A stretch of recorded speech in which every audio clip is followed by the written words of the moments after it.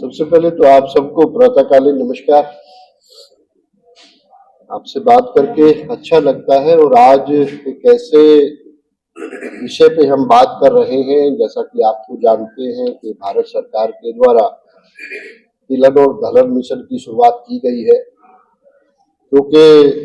हमें तिलहन में अभी आत्मनिर्भर बनना है और प्रति वर्ष भारतवर्ष के द्वारा 1.61 लाख करोड़ रुपया जो है वो विदेशी मुद्रा हमें प्रयोग करनी पड़ती है तेल के आयात में, खाद्य तेल के आयात में।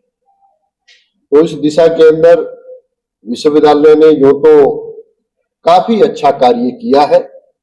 और चौधरी चरण सिंह हड़ा कृषि विश्वविद्यालय हिसार के वैज्ञानिकों के द्वारा अभी तक सरसों और राया की 25 उन्नत किस्में जो है वो निकाली गई है और जिसकी हम आज बात कर रहे हैं। पहला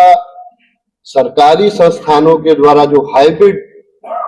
निकाला गया है, अनुमोदित किया गया है, वो RAH 2101 है, यानी कि राया हाइब्रिड हिसार। और ये पहला हाइब्रिड है जो कि किसी भी पब्लिक सेक्टर के द्वारा निकाला गया है। और इसकी मुख्य बात ये है कि ये जो हमारी पुरानी किस्में जैसे RH 749 है, उससे 14% अधिक पैदावार देती है और जो हाइब्रिड किस्में भी है प्राइवेट सेक्टर की, उससे भी इसकी पैदावार 8% ज्यादा है, यानी कि एक अच्छा हाइब्रिड है।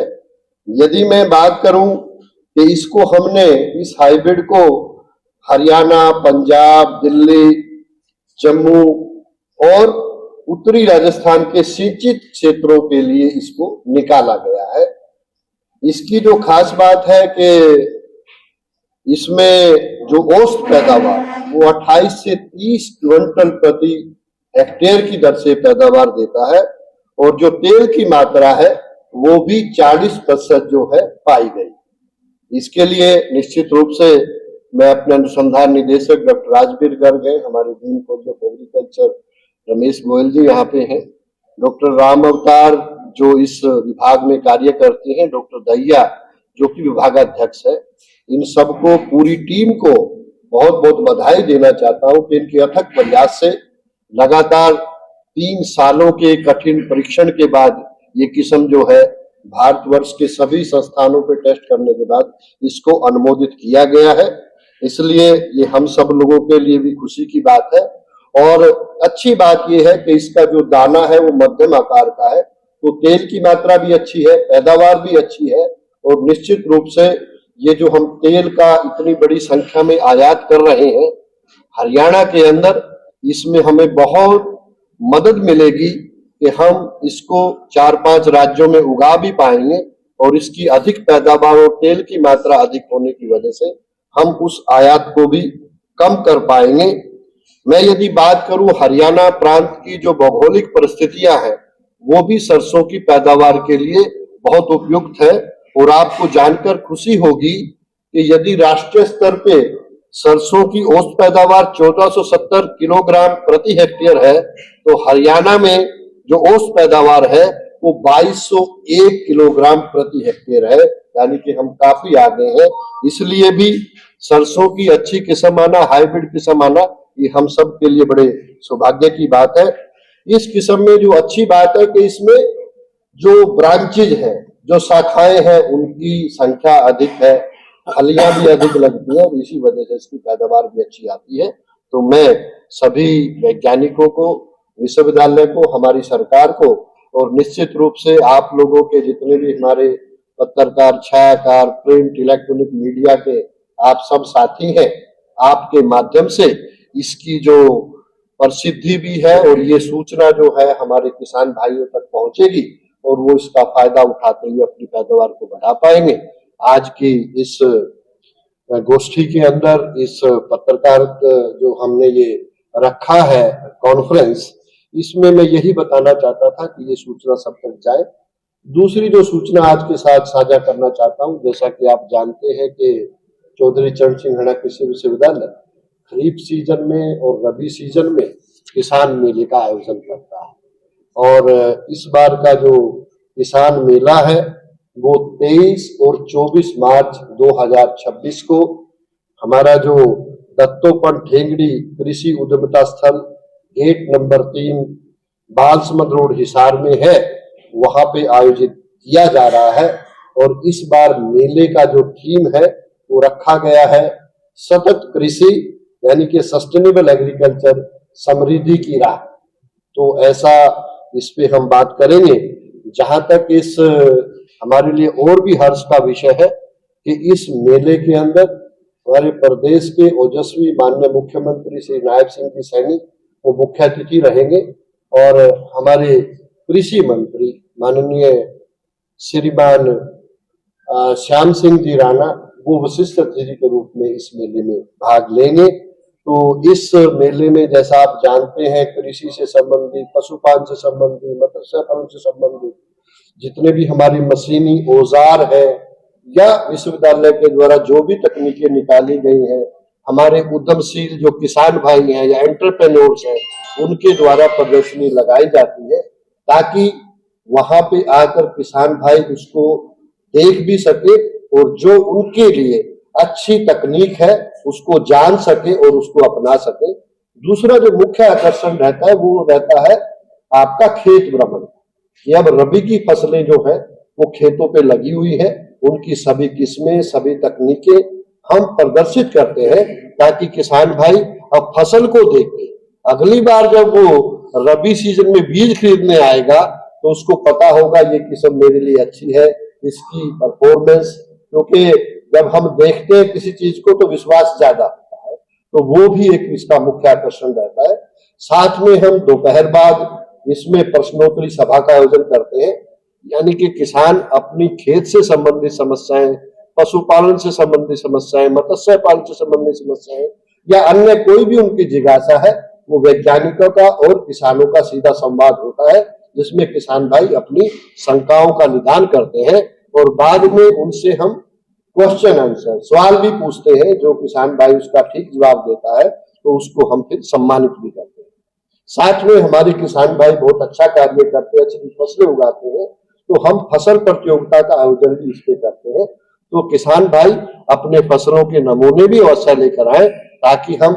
जो अच्छा काम कर रहा है उसको भी इस मेले में जो है सम्मानित किया जाता है। मनोरंजन एक आवश्यक है, तो शाम के समय में कुछ किसान भाइयों के लिए सांस्कृतिक कार्यक्रम भी आयोजित जो है हम करते हैं। तो मैं सभी किसान भाइयों से ये तो अनुरोध करूंगा ही, क्योंकि इस मेले में उनको न केवल जानकारी मिलेगी बल्कि सब्जियों के, खरीफ फसलों के बीज भी वो यहाँ पे प्राप्त कर पाएंगे। इस तरह का प्रावधान भी जितनी भी हमारी बीज पैदा करने वाली संस्थाएं हैं वो भी अपने स्टॉल्स यहाँ पे लगाती है और उनको बीज जो है उपलब्ध कराया जाता है। और जितनी भी खरीफ की फसलें हैं उनकी वैज्ञानिक जानकारी भी किसान भाइयों को दी जाती है। तो मैं सभी किसान भाइयों से अनुरोध करना चाहूंगा कि वो अधिक से अधिक संख्या में इस मेले में भाग लेकर इसका लाभ उठाएं, और क्योंकि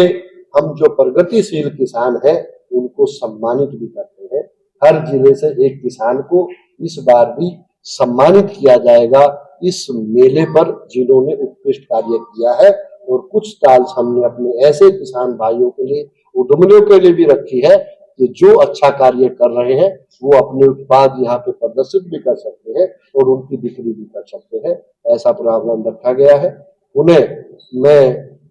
सभी किसान भाइयों से अनुरोध करते हुए कि अधिक से अधिक संख्या में इस मेले में भाग लें और इसका लाभ उठाएं, ऐसा अनुरोध सभी से करता हूं। आप सब लोग इतनी बड़ी संख्या में इसको कवर करने के लिए आए हैं, आपके प्रति मैं अपना आभार व्यक्त करना चाहता हूं। सर, ये हाइब्रिड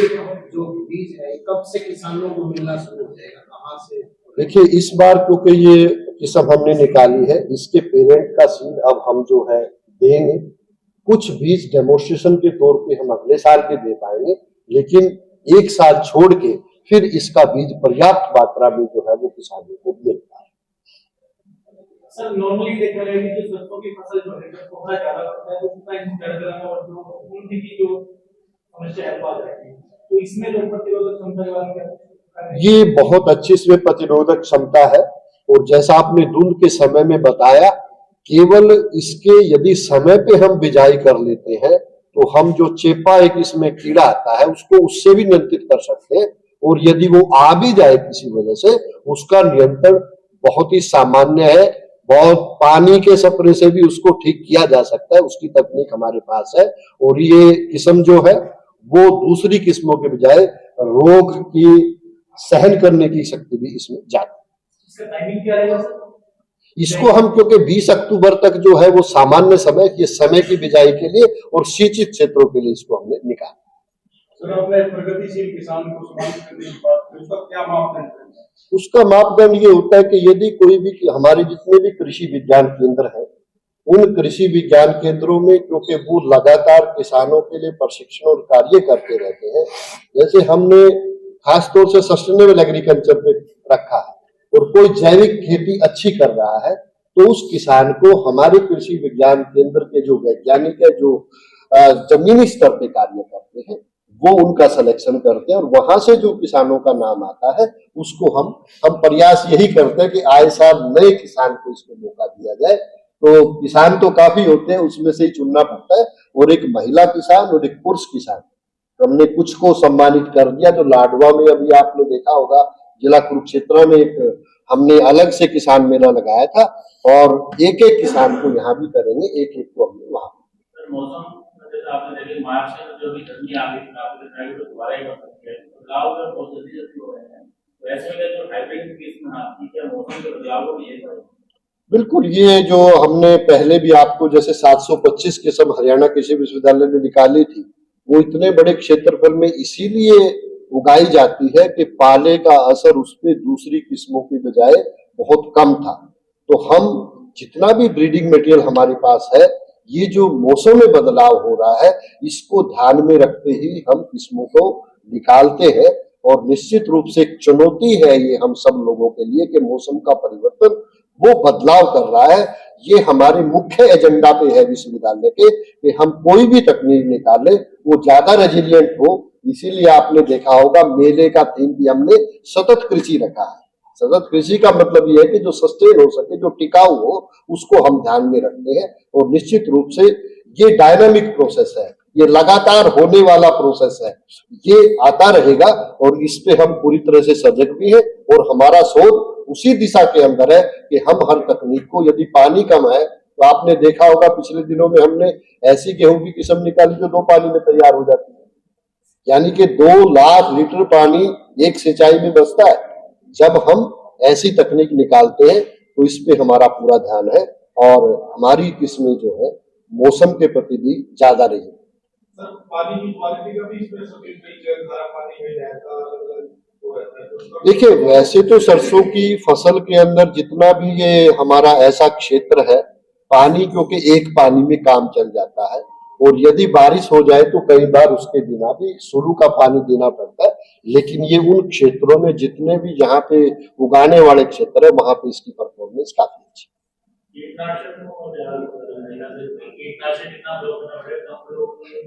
देखिए, मैंने आपको बताया कि यदि हम 20 अक्टूबर से पहले सरसों की बिजाई कर लेते हैं तो ज्यादातर हमें कीटनाशक डालने की आवश्यकता पड़ती नहीं है, क्योंकि इसमें कीट तभी आता है जब दूध का समय होता है। और यदि 20 अक्टूबर को आप बो देते हैं तो उसमें फलियां जो है वो दूध पड़ने से पहले ही उसका प्रक्रिया पूरी हो जाती है, इसलिए आवश्यकता पड़ती नहीं है। यदि आवश्यकता पड़े भी तो उसके लिए मैंने बताया कि शुरू में ये खेत के चारों तरफ आता है, केवल 15 फुट की दूरी तक यदि आप पानी का भी अच्छा स्प्रे कर दें तो आप उस चेपे को बड़े आसानी से नियंत्रित कर सकते हैं। और यदि पूरे खेत में कोई समस्या तो उसके लिए हमारे पास बड़े हल्के से कीटनाशक है जिनका प्रयोग करते हुए इसको आप आसानी से ठीक कर सकते हैं।